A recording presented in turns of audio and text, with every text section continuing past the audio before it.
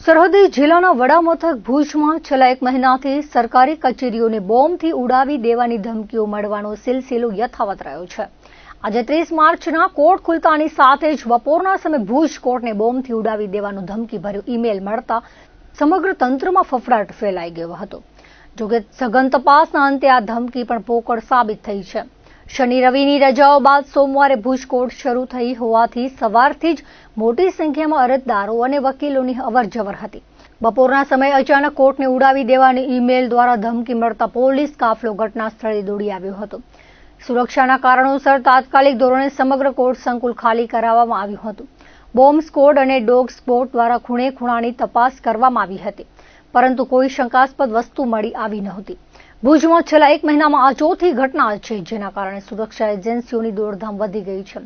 અગાઉ 27 ફેબ્રુઆરીએ ભુજ પોસ્ટ ઓફિસને બોમ્બની ધમકી મળી હતી। બાદમાં 5 માર્ચના ભુજ કોર્ટને ઉડાવી દેવાની પ્રથમ ધમકી મળી હતી। 10 માર્ચના ફરી એકવાર પોસ્ટ ઓફિસને ટાર્ગેટ કરી ઈમેલ મોકલાયો હતો અને હવે 30 માર્ચના ફરી ભુજ કોર્ટને નિશાન બનાવી ગભરાટ ફેલાવાયો હતો।